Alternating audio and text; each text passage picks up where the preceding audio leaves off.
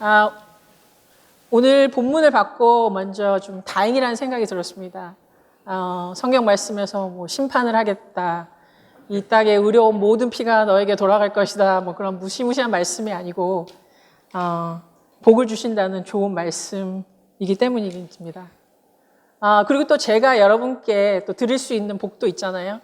이 말씀을 short하고 sweet하게 해서 여러분께 또 기쁨을 드릴 수도 있어서 좋았습니다. 긴장하고 조금 그런 것은 저에게 맡겨두시고 여러분은 복을 받으실 마음으로 편안하게 함께 많은 말씀을 나눴으면 좋겠습니다. 한편으로는 또 좀 걱정이 되기도 했습니다. 왜냐하면 이 산상수훈과 팔복은 너무나 많이 알려져 있고 또 심지어 교회를 다니지 않는 사람들조차 들어본 이야기라서 이것을 어떻게 잘 나눌 수 있을까 걱정을 했는데 또 아이러니하게도 이렇게 우리가 너무 잘 알고 있다고 생각하는 것들은 그냥 너무 피상적으로 알거나 혹은 다르게 알고 있는 경우도 많은데 특히 오늘 본문이 그런 것 같습니다. 우리가 함께 살펴보기로 하겠습니다. 오늘 본문인 팔복은 산상수훈에서 즉 예수님이 선포하신 말씀을 여는 부분입니다. 예수님이 그냥 천국이 이렇다 하고 하신 말씀이고 명령이 아닙니다. 마음이 가난해야 된다거나 뭐 애통해야 한다거나 이렇게 하신 말씀이 아니고 천국을 그냥 보여주시는 서술문입니다. 그리고 또 조건문이 아닙니다. 너희가 이렇게 해야 그러면 복을 주겠다 하시는 것이 아니고 그냥 천국은 이러하다고 말씀하신 거죠. 그래서 들어가면서 우리가 이제까지 팔복에 대해서 가지고 있던 어떤 선입견이 있었다면 그것을 내려놓고 이 말씀을 듣고 싶습니다. 그리고 예수님은 마치 불가능한 것을 우리에게 요구하시면서 그것을 지켜야 복을 받는다 이렇게 말씀하시지도 않습니다. 팔복의 특징은 3인 7복수로 각 절이 끝난다는 것입니다. 이것은 이 복이 개인에게 주어진 것이 아니라 공동체에게 주시는 말씀이라는 것을 알 수 있습니다. 가족이 다 힘든데 혼자만 행복할 수는 없는 거죠. 하나님 안에서 가족된 우리에게도 그것이 적용되는 것 같습니다. 팔복에는 창조주이신 하나님의 가슴이 나타납니다. 예수님이 이 땅에 오셔서 보신 것은 이 땅이 너무나 아프고 사람들이 모두 고통과 억눌림 아래에 있다는 것을 보셨습니다. 그래서 이 아픈 땅으로 임하시는 아버지의 가슴을 예수님은 보셨습니다. 마치 자식이 힘들면 부모님의 가슴이 거기로 흐르는 것과 같이요. 그래서 예수님은 이 땅으로 임하는 하나님의 가슴을 자신이 그것을 그대로 받고 세상 죄를 지고 가는 어린 양이 되셨죠. 이것을 표현하신 것이 산상수훈입니다. 그 시작이 팔복인데 그 시작하는 말은 마카리오이, 원어로 아쉬레라고 감탄사로 표현되기도 합니다. 시편 1장 1절 등 시편에서 여러 번 나오는 단어입니다. 블리스 또 영어로는 blessed are라고 하기도 하죠. 이것은 신적인 지복을 말합니다. 하나님의 형상으로 창조된 인간이 당연히 누려야 할 복. 그것이 바로 이 팔복입니다. 사람이 이렇게 살 때 가장 행복하고 떳떳하고 또 자랑스럽고 어떤 것에도 부끄럽지 아니한 하나님의 형상이 충만하게 나타나게 되는 것입니다. 이 팔복의 마감은 각절 기뻐하고 즐거워하라로 끝납니다. 박해를 받고 해를 입고 손해를 봐도 억지로 기뻐하고 즐거워하라 그렇게 말씀하시는 것이 아니라 이 팔복을 누리는 사람의 특징이 기쁨이고 또 이 기쁨 없이는 팔복을 누릴 수 없다라고 하시는 말씀입니다. 이 기뻐하다라는 단어는 rejoice 혹은 또 exceedingly glad라는 단어인데 기쁨이 넘쳐 흐르는 상태를 말합니다. 기쁠 때 우리는 비로소 전체적인 존재가 될 수 있습니다. 우리의 겉사람과 속사람은 항상 나누어져서 때로는 우리가 불행하게 살기도 합니다. 조화가 없으니까요. 그렇게 나누어져서 사는 삶은 사실은 아무것도 이룰 수가 없습니다. 세상에서 무언가 성공을 좀 이룬 것 같긴 하지만 그것은 잠시 있다가 없어지는 것과 같습니다. 영원한 성취는 내 존재와 내 성취가 하나가 될 때, 즉 나의 doing과 being이 하나가 되어서 내가 whole being이 될 때 가능한 것입니다. 그렇게 조화롭게 이루어지는 성취는 영원한 것이고 또 하나님의 형상으로 창조된 내 존재에 기쁨이 피어나는 것이죠. 그래서 기쁨 속에 있을 때가 진짜 나입니다. 하나님이 창조하신 내가 누구냐 하는 것은 내가 무엇을 기뻐하는가 하는 것을 보면 됩니다. 이 팔복의 말을 들을 때 종교인들은 이렇게 말합니다. 사람이 어떻게 그렇게 살 수가 있냐? 어떻게 오른뺨을 때리는데 왼뺨을 돌려대냐? 어떻게 억지로 오리를 가자고 하는데 십리를 갈 수가 있냐? 그거는 나중에 우리가 죽어서 천국 갔을 때나 가능한 모습이다. 이렇게 말을 합니다. 하지만 그것은 진실이 아닙니다. 왜냐하면 우리가 진짜로 살고 싶어 하는 모습이 이 팔복의 또 이 산상수훈의 모습이기 때문입니다. 내가 할 수만 있다면 진정으로 사랑해서 원수도 품어주고 속옷을 달라고 하면 겉옷까지 줄 수 있는 그런 삶을 우리가 살고 싶어 합니다. 우리 중에 아무도 나는 인색하고 싶어. 나는 절대 용서하지 않는 그런 사람이 될 거야. 그런 사람은 없겠죠?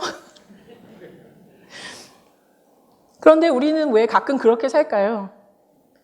그것은 우리가 에고에게 속았기 때문입니다. 그래서 진정한 사람, 성경이 인자라고 부르는 그 삶을, 산상수훈이 그 인자의 삶을 우리에게 말하고 있습니다. 그것은 에고로 살던 사람이 거듭나면 저절로 피어나는 것입니다. 기쁨은 성경에 너무나 많이 나옵니다. 신약은 특별히 기쁨이 전체에 가득합니다. 기쁨은 어떤 상태적인 것을 말하는 것이 아니죠. 어떤 상황이 생겨서 내가 좋아하는 것, 그것은 사실 기쁨이 아닙니다. 어쩌다가 남편이 책 갈피에 숨겨놓은 100불을 내가 찾아서 기뻐하는 것, 그런 것은 진짜 기쁨이 아니죠. 기쁨은 용돈을 꼬부쳐준 남편. 기쁨은 내 안에서 행위와 존재가 하나가 되어서 하나님이 창조하신 내 자신이 피어날 때 누리는 것이 기쁨이죠. 그것을 예수님은 생수의 강이 솟아난다 이렇게 표현하셨습니다. 기쁨이 성경 여러 곳에서 나오는데 그것이 또 속사람의 본질이기도 하지만 여러 구절에서 그 기쁨을 보여줍니다. 먼저 부활에서 기쁨이 나타납니다. 마태복음 28장 8절에 그 여자들이 무서움과 큰 기쁨으로 빨리 무덤을 떠나 부활하신 예수님을 보고 그 여자들이 무서운 가운데도 크게 기뻐했다고 합니다. 우리가 무서울 때 어떻게 기뻐할 수 있습니까? 하지만 부활을 만난 이 여자들은 그 가운데서도 기뻐했다고 합니다.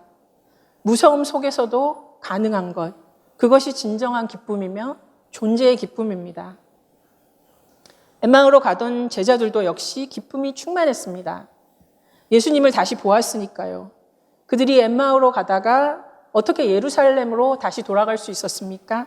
큰 기쁨이 그들 안에 있었기 때문입니다. 누가복음 24장 41절에 그들이 너무 기쁨으로 아직도 믿지 못하고 놀랍게 여길 때에, 또 52절에 그들이 큰 기쁨으로 예루살렘에 돌아가라고 적고 있습니다. 또 복음을 들었을 때도 기쁨이 나타납니다. 사도행전 13장 52절에 제자들은 기쁨과 성령이 충만하였고 15장 3절에 이방인들이 복음을 영접하였을 때 듣고 다 크게 기뻐했다고 적고 있습니다. 또 구원이 임했을 때도 기쁨이 보입니다. 로마서 5장 11절에 하나님 안에서 즐거워하느니라. 화목하게 하신 우리 주 예수 그리스도로 말미암아 하나님 안에서 즐거워하느니라. 하나님을 만난 사람의 기쁨입니다. 마태복음 13장 44절에 보화를 발견한 사람이 숨겨두고 기뻐하며 돌아가서 자기의 소유를 다 팔아서 그 보화를 샀습니다. 이것은 그 사람이 기뻐했기 때문에 가능한 일이었습니다. 존재의 기쁨 없이 이 자신의 모든 것을 팔아서 그 존재를 회복할 수는 없는 것이죠. 마태복음 25장은 중요한 장으로 거기에 세 가지의 나눔이 나옵니다. 열 처녀의 비유, 달란트의 비유, 그리고 양과 염소의 나눔이 나오는데 그 결론이 마태복음 25장 21절에 내 주인의 즐거움에 참여할지어다. 즉 함께 기뻐할지어다. 그렇게라고 결론을 맺고 있습니다. 사도행전 2장 28절 주 안에서 내게 기쁨이 충만하게 주께서 생명의 길을 내게 보이셨으니 내 안에 기쁨이 충만하고 그래서 기쁨이 없는 사람에게는 헌신이나 희생, 사랑이 불가능하며 사실은 하나님을 믿기 어렵습니다. 종교가 요구하는 것들이 무겁게 느껴지고 억지로 하느라고 불만이 쌓여가겠죠. 저도 오늘 이 말씀을 기쁨으로 준비하려고 애를 썼습니다. 기쁨이 없이는 절대 할 수 없습니다. 요한복음에서도 기쁨이 많이 나옵니다. 특별히 예수님이 제자들과 마지막 밤에 말씀을 나눌 때 기쁨이란 단어가 무수하게 나옵니다. 15장 11절 내 기쁨이 너희 안에서 너희 기쁨을 충만하게 하려 한다. 17장 13절에서는 내 기쁨을 그들 안에 충만히 가지게 하려 함이라. 16장 20절에는 근심도 기쁨이 된다고 하십니다. 21절에서는 그 기쁨 때문에 고통을 다시 기억하지 않는다고 하십니다. 22절 너의 마음이 기쁠 것이요 또 너의 기쁨을 빼앗을 자가 없으리라. 24절에는 받으라 그리하면 너희 기쁨이 충만하다라고 성경이 적고 있습니다. 아무도 빼앗을 수 없는 기쁨, 근심조차도 기쁨이 되는 그 기쁨, 정말로 우리가 누리고 싶은 것입니다. 이제 하나님 나라의 핵심적인 본질이 되는 팔복으로 들어갑니다. 팔복은 문체가 divine passive, 즉 신적 수동태라는 어려운 말로 되어 있습니다. 유대인들은 하나님이라는 단어를 함부로 쓸 수 없었다고 합니다. 그래서 하나님이 이런 거를 하셨다, 하나님이 이렇게 하셨다, 그렇게 쓸 수 없어서 어떤 일이 이렇게 되어졌다라고 간접적으로 썼다고 합니다. 이 팔복의 8가지 중에서 6가지가 이 신적 수동태로 되어 있습니다. 그 중에 이렇게 수동태로 되어지지 않고 능동태로 되어 있는 것은 5절과 8절 뿐입니다. 왜냐하면 5절은 삶의 부분에 축복이 되는 것에 대한 중심 구절이고 또 8절은 존재에 관한 부분에 중심이 되는 구절이기 때문에 그것은 하나님이 해주시는 것이 아니고 내가 그것을 이루어야 한다고 능동태로 적혀 있습니다. 어제 인카운터링 시간에 이 팔복을 마태복음과 누가복음에 대칭되는 구절로 보면서 나누었는데 이 5절과 8절의 말씀은 누가복음에는 나오지 않습니다. 마태가 이 마태복음을 적으면서 땅을 기업으로 받는 자들, 또 하나님을 보는 자들, 그것이 얼마나 중요한가를 강조하고 싶었던 것 같습니다. 전반부에서 4절, 5절, 6절에서 땅을 기업으로 받는다가 핵심입니다. 그 땅을 기업으로 받는 과정 속에서 하나님의 위로를 받습니다. 하나님의 위로를 받으면 존재가 행복해지죠. 아무리 사랑하는 가족이, 친구가, 성도가 위로를 해주어도 정말 삶에 힘들고 아프고 아무것도 위로가 될 수 없는 그 순간에는 하나님의 위로밖에는 우리를 위로할 것이 없습니다. 또 존재 부분에 들어가면 핵심이 하나님을 보는 것입니다. 하나님을 보는 존재는 당연히 긍휼함을 받기도 합니다. 하나님이 우리를 보실 때 한 번도 짜증스럽게 왜 아직도 그 모양이냐 그러시지 않습니다. 우리의 고통이 또 우리의 부족함이 더할수록 하나님의 긍휼은 더해집니다. 제가 만난 하나님은 저에게 이렇게 해라, 저렇게 해라 하고 말씀하시지 않았던 것 같아요. 하나님이 저에게 가장 많이 하신 말씀은 괜찮다였습니다. 그리고 하나님이 저에게 요구하시는 게 전혀 없었습니다. 그냥 너로 괜찮다 하시는 그 말씀을 가장 많이 주시는 주님이십니다. 팔복 전부 예수님이 만드신 말씀이 아니고 구약에 있는 말씀입니다. 3절, 심령이 가난한 자는 복이 있나니 천국이 그들의 것이며. 이 3절과 10절은 팔복의 괄호와 같이 앞과 마지막에 어떤 사람이 천국에 합당한 자냐 그것을 보여주는 것입니다. 여기에 심령은 우리의 영을 말하죠. Spirit. 우리는 육과 영으로 되어 있습니다. 우리의 조건들이 밖에 있고 육적인 것들이 나타나지만 우리 안에는 존재가 있는데 그 존재는 하나님의 형상을 따라 만들어졌습니다. 그래서 그 하나님의 형상으로 만들어진 존재는 텅 비어 있습니다. 하나님의 형상으로 만들었기 때문에 그것을 무엇으로 채울 수가 없는 것입니다. 그 비어 있는 것, 그것이 바로 우리에게 축복입니다. 존재가 비어 있는 사람은 상대를 평강하게 또 그리고 안식하게 해줍니다. 여기가 차 있으면 판단과 정죄가 가득해서 상대를 힘들게 합니다. 하나님 교회에서 말씀을 나눌 때 국 룰이 하나 있죠. 꼭 가족을 끌어들여야 한다는 것. 그래서 저도 남편에 관한 얘기를 하나 하겠습니다. 그 존재가 비어서 그런지는 잘 모르겠고 저희 남편은 그가 가진 여러 가지 기프트 중에 하나가 상대방을 편하게 해준다는 것인 것 같습니다. 저에게 요구하거나 뭐라고 구박하거나 그러지 않고 저를 편하고 안식하게 해줍니다. 그 안에서 저는 자유롭고 또 안전하게 느끼는 것 같습니다. 에고는 비어있다는 것을 인정할 수가 없죠.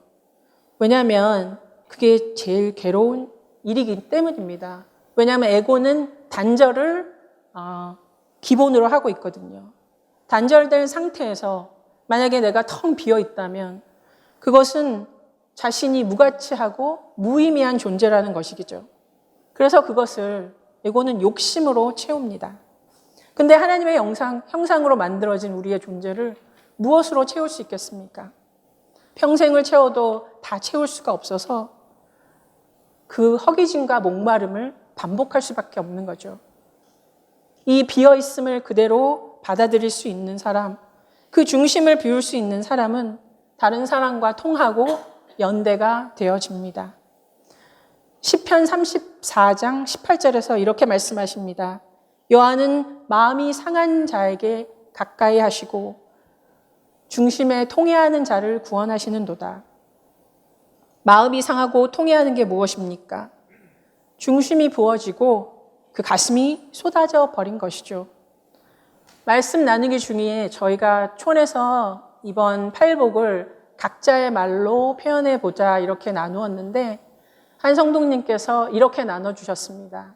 죽을 만큼 세상을 섬기다가 절망하여 아버지를 바라보는 이라고요. 너무나 다가오는 표현이어서 제가 나눕니다. 우리가 정말 얼마나 죽을 만큼 열심히 세상을 섬깁니까? 우리의 모든 것을 다해서 그 세상에서 무언가를 얻고자 그렇게 섬겼지만 돌아오는 것은 평강도 아니고 복도 아니었습니다. 저는 이 구절을 읽으면서 예수님과 세례 요한이 떠올랐습니다. 그분들의 그 가난한 심령이 우리들에게 천국이 이렇다고 보여주시는 것 같습니다. 4절, 애통하는 자는 복이 있나니 그들이 위로를 받을 것이며. 왜 애통하겠습니까? 해결이 없으니까요. 만약에 우리가 만난 일들이 해결할 수 있는 것이면 해결하면 되겠죠. 요즘 우리가 듣고 보는 세상에 일어나고 있는 일들은 참으로 우리를 애통하게 합니다. 어떻게 해야 이 세상을 고칠 수가 있을까? 어떻게 해야 저 아픔을 조금이라도 줄여줄 수 있을까 고민해 보지만 우리에겐 그런 해결책이 없습니다. 오직 하나님만이 그 해결책이기 때문에 우리가 그것을 함께 붙들고 애통할 때 하나님의 위로가 임하는 것입니다. 위로는 원어로 파라칼레오, 곁에 부르심이라는 단어인데 그리스도와 성령님을 말합니다. 우리 성경에서는 보혜사라고도 되어 있습니다. 우리의 생각에 나의 삶을 살면서 돈이 조금 더 있으면 혹은 이런저런 현실의 문제들이 해결되면 그러면 다 평안하고 잘 될 것 같은데 막상 그것들이 해결되어도 우리에겐 진정한 평강이나 위로가 없죠. 우리가 그것을 살면서 만납니다. 이것저것 다 필요하지만 그러나 중요한 것은 하나님의 통치가 임해야 되는구나. 그것이 애통하는 사람이죠.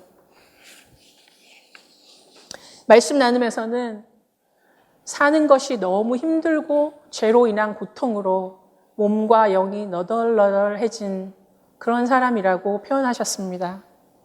저는 이 절에서 예수님과 또 예레미야 선지자, 마더 테레사 같은 분들이 떠올랐습니다. 그분들이 이 땅을 보면서 얼마나 애통하셨기에 그분들은 하나님의 위로를 받은 것 같습니다. 5절, 온유한 자는 복이 있나니 그들이 땅을 기업으로 받을 것이며 이 절이 삶의 부분에 중심되는 장이고 아까 말씀드린 대로 이것은 하나님이 주시는 것이 아니라 능동태로 내가 받는 것입니다. 온유하다는 것은 미크라는 단어로 민수기 12장 3절에서는 모세가 이 세상에서 가장 온유한 자라고 했고 마태복음 11장 29절에서는 예수님이 나는 마음이 온유하고 겸손하니 내 멍에를 메고라고 하셨고 마태복음 21장 5절에서는 예루살렘에 들어가실 때 예수님은 온유하고 겸손하셔서 나귀의 어린 것을 탔다고 하셨습니다. 이거 역시 구약에서 나오는 단어입니다. 시편 37장 11절에 그러나 온유한 자들은 땅을 차지하며 풍성한 화평으로 즐거워하리로다. 온유라는 단어가 시편에 많이 나오는데 가난하다라는 것과 같은 단어입니다. 그래서 성경에는 가난한 자가 복이 있습니다. 우리는 이 마켓 가드가 우리를 다 컨트롤하는 세상에 살면서 가난이라는 단어가 결코 좋은 것이나 복된 것 같이 들리지 않습니다. 하지만 성경은 그렇지 않습니다. 왜냐하면 내가 먹고 쓸고 그럴 것이 다 있어도 이 세상에 먹을 것 없고 고통받는 자들이 너무 많으면 그냥 좋아할 수는 없기 때문이죠. 그 사람이 바로 가난한 사람입니다. 땅을 차지하는 것은 에고의 힘으로 그런 사람들이 땅을 차지하는 것이 아니라 그 깨어진 마음으로 통하여서 또 엠퍼티를 가진 그런 사람들이 이 땅을 차지하는 것입니다. 이것의 대표적인 사람들이 누구였습니까? 한나와 마리아였습니다. 한나의 노래, 마리아의 노래는 구약과 신약의 중심 기둥입니다. 하나님의 통치가 임하는 반전을 노래했습니다. 자기도 괴롭고 슬프고 힘들지만 자기만을 위한 것이 아니라 이 땅의 가난한 자들, 이 땅에 눌린 자들, 그들이 힘을 얻고 그것을 기뻐할 때 가난한 자들에게 복된 소식이 전해지게 하옵소서라고 기도했습니다. 언제 이것이 이루어질 수 있을까요? 하나님의 통치가 임할 때입니다. 그래서 하나님의 통치의 반전을 노래한 것이 바로 이 한나와 마리아의 노래입니다. 말씀 나누기에서는 이 부분을 벌어지는 모든 상황을 따지지 않고 그냥 사는 이라고 표현해 주셨는데 저는 그냥 사는 일이라는 부분이 마음에 다가왔습니다. 예수님과 간디, 만델라, 또 이순신 장구 같은 그런 분들이 세상은 그들을 핍박했지만 의의 반전을 바라보면서 꿋꿋이 자신의 길을 걸어가신 분들이죠. 그 분들은 땅을 기업으로 받는 것입니다. 6절, 의에 줄이고 목마른 자는 복이 있나니 그들이 배부를 것이며. 이사야서 51장 1절에서 의를 따르며 여호와를 찾아 구하는 너희는 내게 들을지어다. 내 공의가 가깝고 내 구원이 나갔은즉 내 팔이 만민을 심판하리니 섬들이 나를 앙망하여 내 팔에 의지하리라 라고 써 있습니다. 이사야서 51장을 마태가 인용하였는데 하나님의 공의가 가깝다는 것은 결국 심판이 가깝다는 거죠. 하나님의 통치가 땅에 일어나는 것이죠. 그것을 사모하는 사람들, 즉 신학적으로 말하면 아까 우리도 고백한 주님의 기도를 드리는 사람들입니다. 사람들이 왜 주님의 기도를 합니까? 왜냐하면 이 세상에 많은 고통들을 보면 질문하지 않을 수 없잖아요. 하나님 언제까지 이렇게 두시겠습니까? 하나님 왜 하나님의 통치가 우리 안에 이루어지지 않습니까?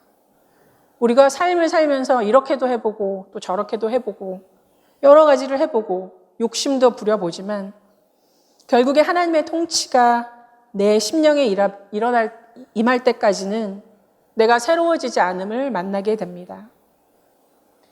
말씀 만나기 위해서는 이것을 모든 것을 내 의로 삼으려는 내 치사한 죄악 때문에 마음이 상함이라고 표현해 주셨습니다. 저는 예수님, 다윗, 또 본헤퍼 목사님 같은 분들이 떠올랐습니다. 그들이 의에 줄이고 목마른 사람들이었습니다.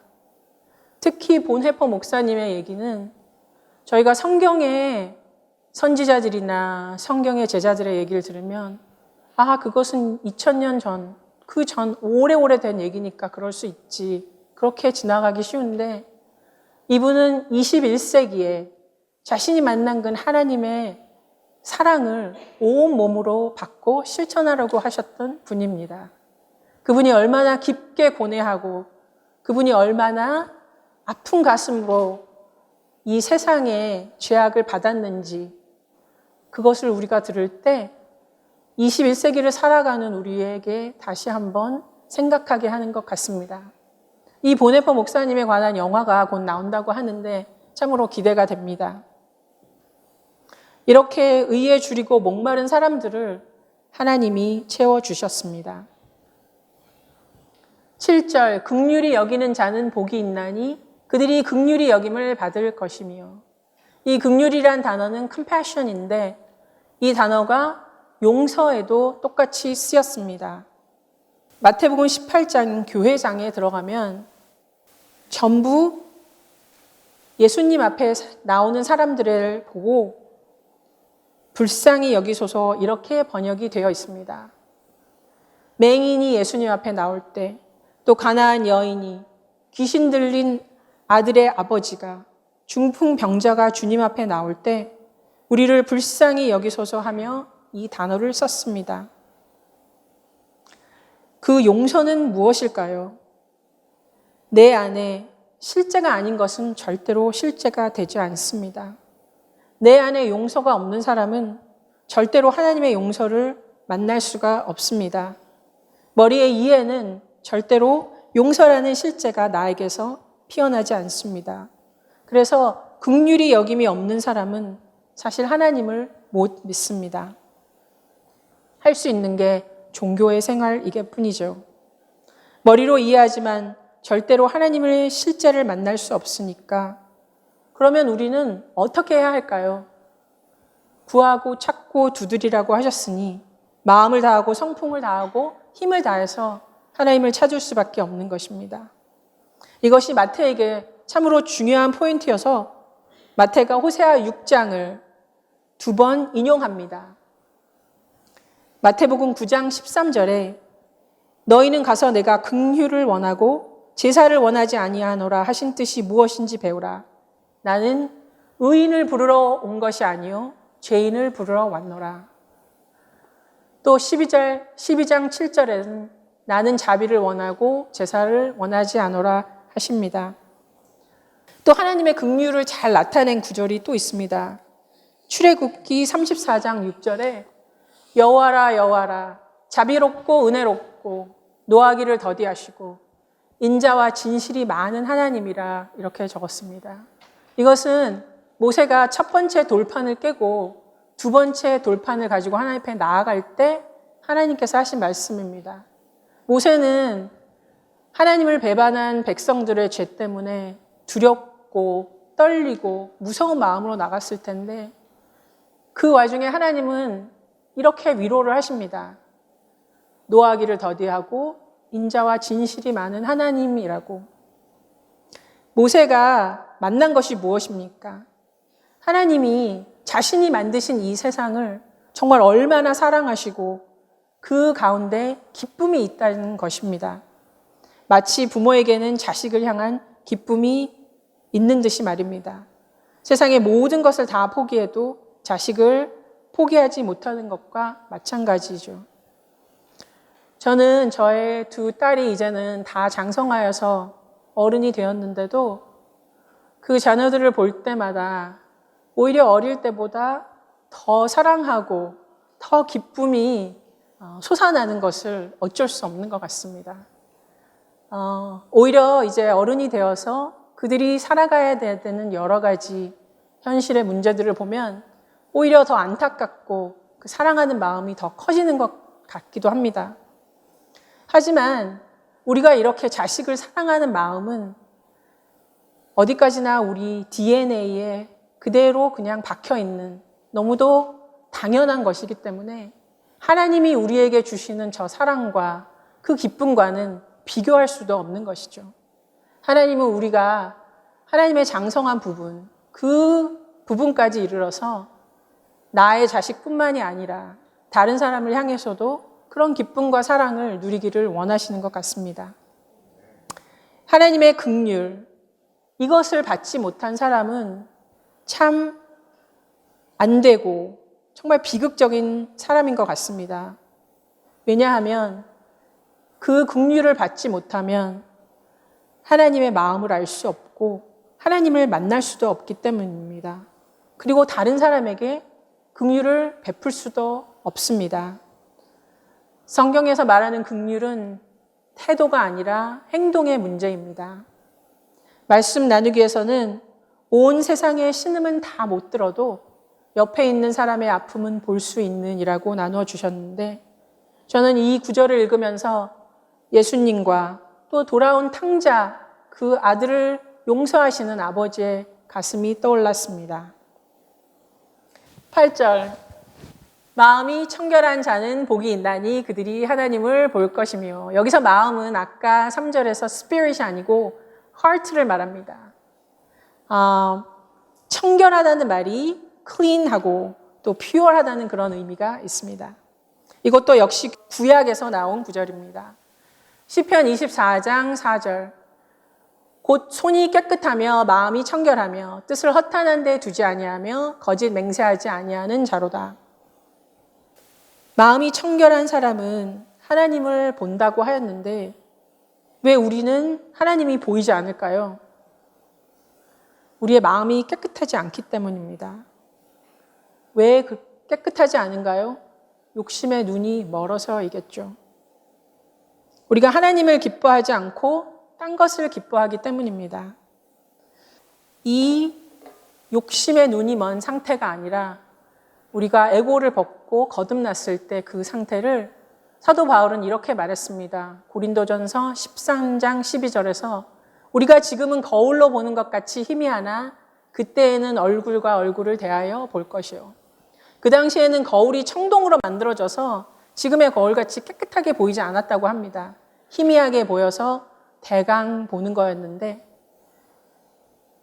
하나님의 나라가 이루어질 그때에는 얼굴과 얼굴을 대하여 보듯이 그렇게 깨끗하게 볼 수 있다라고 하는 거죠. 하나님이 보이면 우리는 어떻게 변할까요? 하나님이 보이면 욕심을 부리거나 용서를 하지 않거나 거짓말을 할 수 없겠죠. 그리고 더 이상 세상의 종노릇도 할 수 없겠을 것입니다. 하나님이 보이는 사람은 그런 것들을 할 수 없습니다. 그래서 마태는 존재의 중심에 이 8절을 넣어서 하나님을 본다는 것을 넣었습니다. 앞으로 우리가 계속 산상수훈의 말씀을 나눌 텐데 그 기간 동안에 우리가 하나님을 보기를 원합니다. 이렇게 여러분을 여기에서 보는 저도 준비하면서 걱정하고 염려했던 것보다는 훨씬 더 기쁨이 많은 것 같아요. 우리가 서로 이렇게 얼굴을 바라보면서 말씀을 나눈다는 것이 얼마나 좋은지 모르겠습니다.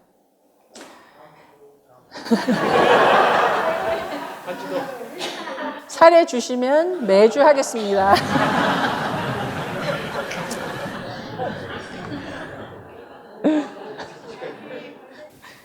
말씀 나누기에서는 이 말씀을 읽고 에고의 욕심을 다 내려놓은 상태라고 표현하셨습니다.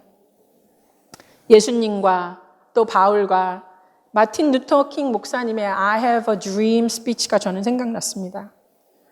그분들의 마음은 깨끗해서 현실의 그 암울함 속에서도 하나님을 보고 꿈을 꿀 수 있었던 그런 분들입니다. 9절 화평하게 하는 자는 복이 있나니 그들이 하나님의 아들이라 일컬음을 받을 것이며 골로새서 1장 20절에 그의 십자가의 피로 화평을 이루사 만물 곧 땅에 있는 것들이나 하늘에 있는 것들이 그로 말미암아 자기와 화목하게 되기를 기뻐하심이라. 골로새서 1장에서 그의 십자가의 피로 화평을 이룬다는, 그래서 화목하게 되는 것은 십자가로 된다고 말씀하십니다. 또 에베소서 2장은 전체가 그 화평을 말합니다.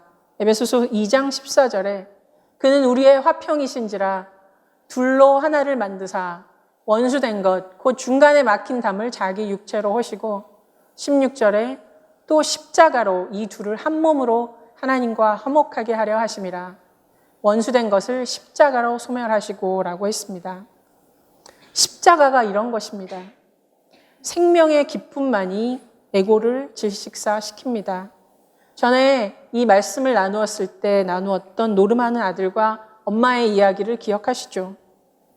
엄마는 아들의 생명이 낭비되는 것이 안타까워서 자기의 몸을 희생해서라도 아들을 구하려고 했습니다.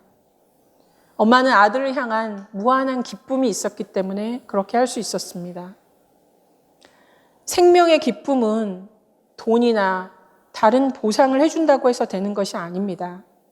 이 생명의 기쁨이 죄를 품어 안았을 때 그때 죄가 질식사하는 것이죠. 그것이 십자가의 사랑입니다. 이 아픈 땅으로 임하는 하나님의 가슴을 만나는 사람은 그것의 품음을 받아서 그때 우리의 죄를 인정하고 우리의 죄가 질식사되는 것입니다. 말씀 나누기 중에 나를 사랑하고 이웃을 있는 대로 그대로 용납하는 것이라고 하셨는데 저는 예수님과 또 12제자들과 허다한 순교자들이 떠올랐습니다. 그들이 그 고통스러운 박해를 그대로 받고 자신을 희생하셔서 하나님과 우리 사이를 회복하셨고 또 세상의 화평을 이루셨습니다. 10절 의를 위하여 박해를 받은 자는 복이 있나니 천국이 그들의 것임이라. 그래서 종교는 반드시 하나님 나라를 회방합니다. 가짜가 제일 미운 게 진짜이기 때문이죠. 어떻게 하든지 회방하려고 끌어내립니다. 그래서 의를 위하는 자들은 박해를 받을 수밖에 없습니다. 구약 역사의 총 결론이 역대하 마지막에 나오는데 역대하 36장 15절에 하나님 여호와께서 그의 백성과 그 거하시는 곳을 아끼사 부지런히 그의 사신들을 그 백성에게 보내셨으나 16절 그의 백성이 하나님의 사자들을 비웃고 그의 말씀을 멸시하며 그의 선지자를 욕하여 여호와의 진노를 그의 백성에게 미치게 하여 회복할 수 없게 되었으므로 또 느헤미야 9장 26절에서는 그들은 순종하지 아니하고 주를 거역하며 주의 율법을 등지고 선지자에게로 돌아오기를 권면하는 선지자들을 죽여 주를 심히 모욕하였나이다. 이 말씀을 들으면 설마 그렇게 했을까? 그래도 하나님을 믿는다는 유대인들이었는데 라고 생각할 수 있겠지만 역사 속에 이것이 종교인들이 한 일입니다. 그리고 결국엔 예수님까지 십자가에 못 박았습니다. 그런데 이것까지도 말씀은 하나님의 섭리라고 합니다. 내가 나를 보면 잘한 게 아무것도 없고 부족하고 죄 지은 것밖에 없습니다. 그래서 그것을 만나는 순간 우리는 깨어질 수밖에 없습니다. 하지만 우리의 그 깨어짐이 일어날 때 오히려 속사람은 살아나고 그것을 통하여 하나님의 섭리가 이 땅에 이루어지는 것입니다.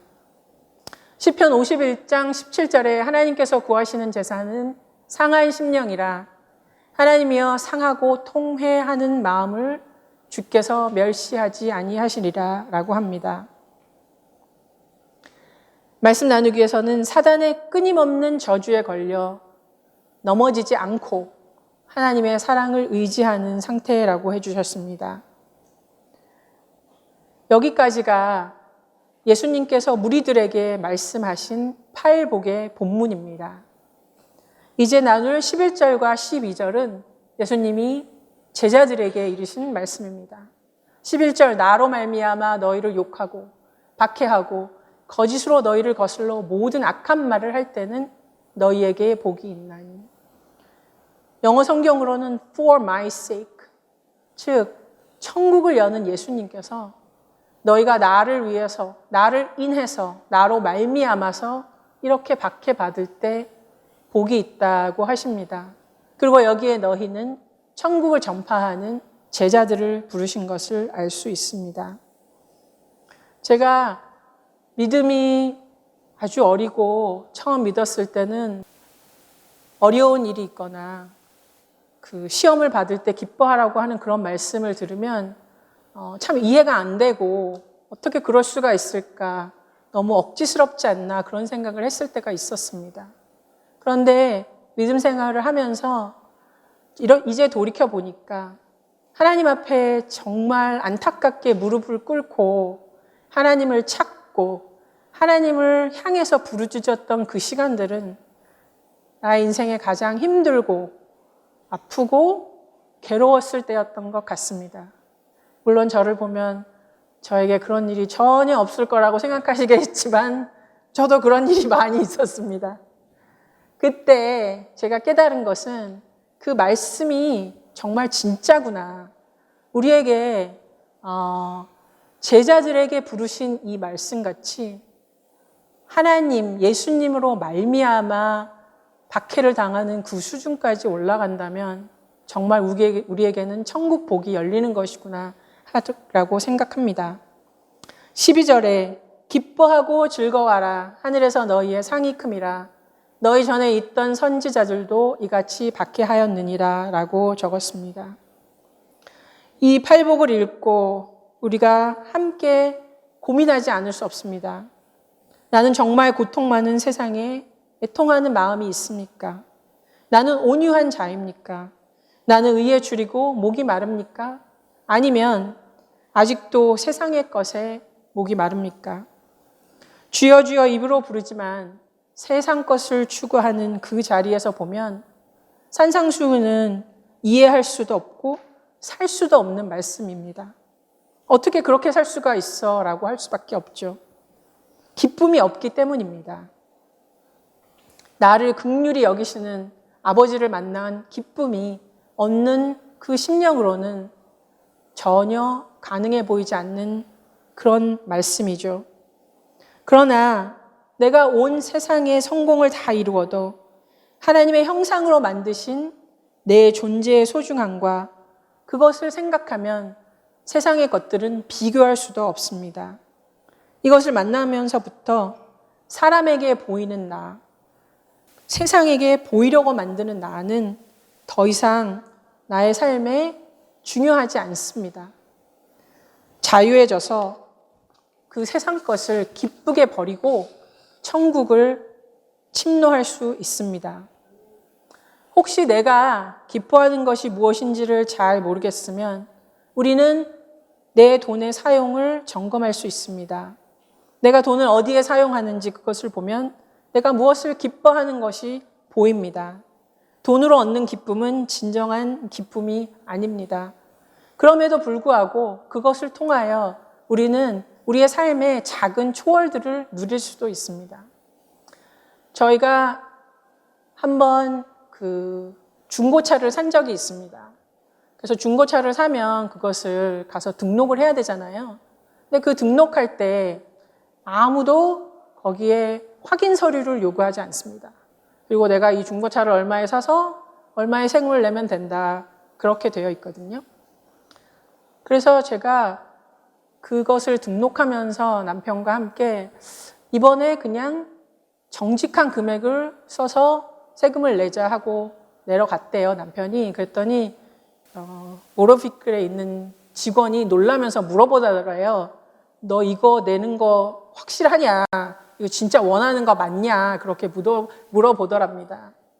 그래서 그것을 지나면서 저에게는 정말 작은 거지만 기쁨이 제 안에 있었습니다.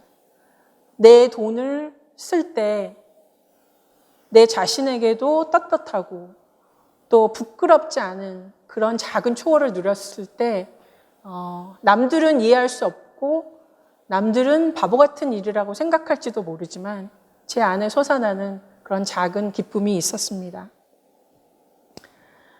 마태복음의 천국을 예수님께 들었으니 우리는 이제 그것을 듣고 천국으로 침노하여서 또 온전한 순종을 들여서 이 자리에서 반드시 생수의 강이 솟아날 것을 믿습니다. 그리고 제가 여러분과 이렇게 함께 말씀을 나누는 이 자리에서 저는 굉장히 안전하다고 느끼는 것 같아요. 세상에서는 늘 긴장하고 살잖아요. 혹이라도 해를 당할까? 혹이라도 손해를 볼까? 혹이라도 누가 나를 무시하지 않을까? 우리는 늘 긴장과 우리의 가드를 이렇게 높이고 살 수밖에 없는데 적어도 우리가 함께 할 때는 그런 가드가 다 내려지고 서로에게 편안하고 서로에게 복이 되는 이 교회가 있는 것이 얼마나 기쁘고 감사한지 모르겠습니다. 이 말씀을 듣고 이제는 일어나서 걷기도 하고 뛰기도 하며 천국으로 침노하는 우리 모두가 되기를 원합니다. 기도함으로 말씀을 마치겠습니다.